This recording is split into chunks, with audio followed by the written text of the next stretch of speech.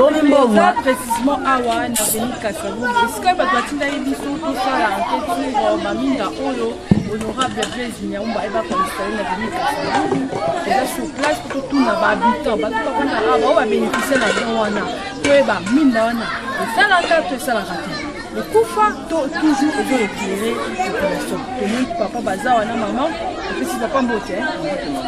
comment on a eu? On a venu Kasavu. Toujours ton papa a mis dans l'honorable Blaise Nyamumba. Est-ce que Minda est payé la rapide pour la et puis la ça fait combien de temps? Mais bah non, mais bah tiens bah non, pela mais bah t'as mon et quand tes amis parlent enfin nous on a évité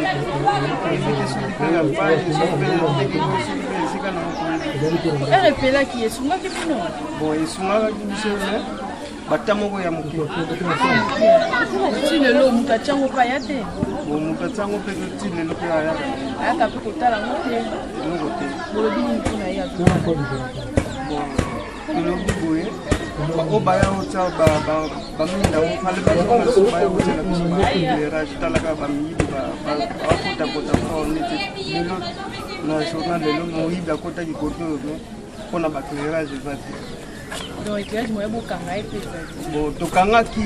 est minda kwa moni to vo la bantu kutukania kuna pati bote kama bote mama mama kumuna mama na ngani ko bana ngana veni Kasavu ni afana na ganda ko ba papa ya bon presque 3 mois et tout 3 mois za mukie inani et pela raté ba chango e banda ko pela bon et bandaka ko pela tango e bandaka ko pela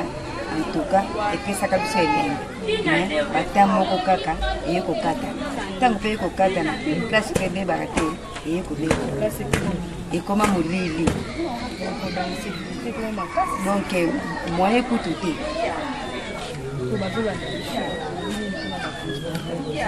bon pour le vivre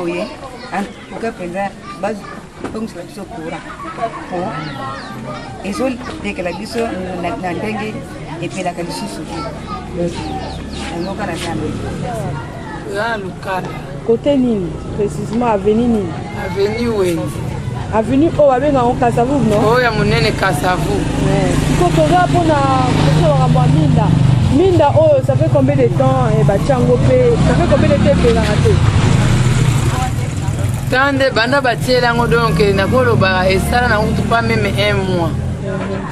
tango bandi ka kopela ba 3 jours kaka ikufi ba eko sala réparation ba sala esimba na ngote ti lelo epela kana uzaka na mulili ka bon na chaka Minda nani Jacques Blaise Nyamumba olobi nini mpona bato oyo basala mposa kosinga Minda oyo epela bobongisela biso mpo biso mpe tozala na éclairage ke tozala kaka ntango nyonso na molili ntango epelaki bosepelaki tosepelaki makasi esingai bino ngaki biso makasi sikoyo ndenge molili ekoma boye conséquence nini bozovivre tozovivre kaka na molili talaka soki mwinde eza te soki otie no torche te ovandi libanda donc il faut tia torche mpo mona bato bazoleka lumière na mosala mpe ozosala mpo esuka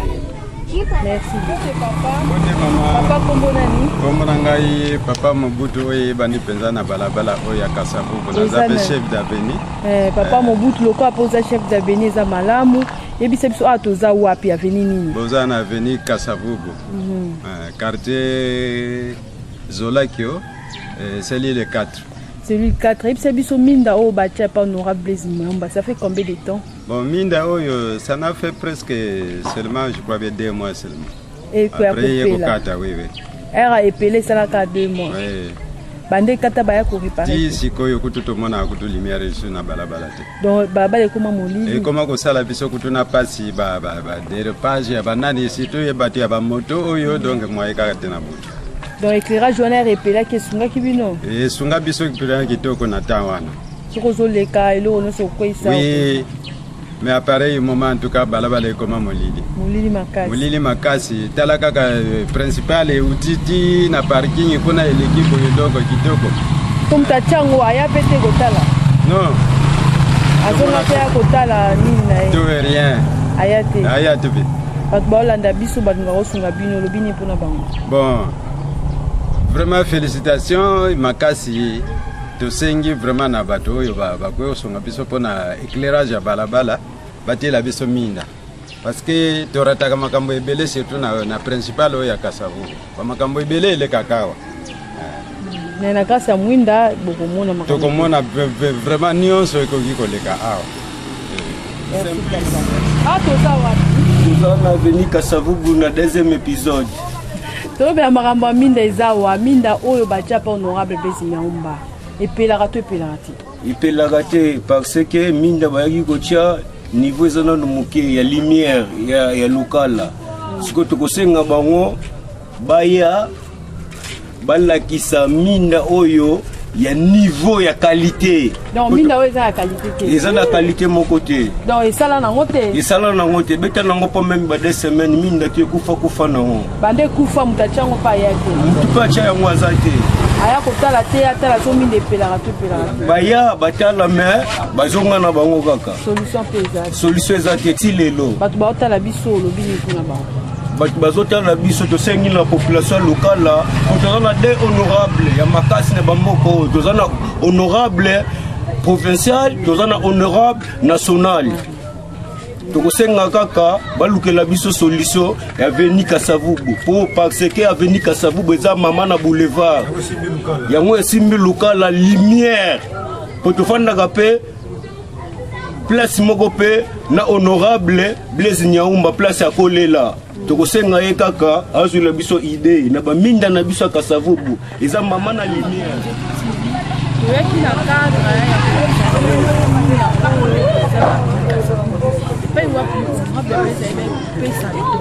population Avenue Kasavubu totia baéclairage toye sur place il y a certaines personnes au bagarder anonymat balingi vraiment koloba te balobi ete minda oyo ntango asombaka yango olia consulter baspécialiste ya consulta te esali éclairage batia yango esala même pas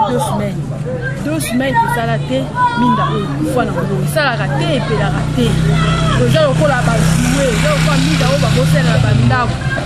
donc population Avenue Kasavubu basengi honorable aya kotela bango apesa bango alukela bango solution par rapport a minda oyo atia oyo esungaka bango basepelaka babetaka maboko meta lelo oyo molili ezonga nango na Avenue Kasavubu ezonga molili so toye na butu molili eza minda ngo wana epelaka nango suti merci na bino bosabone ebele na Marie TV obengi biso na numéro eza affiché na bas écran merci.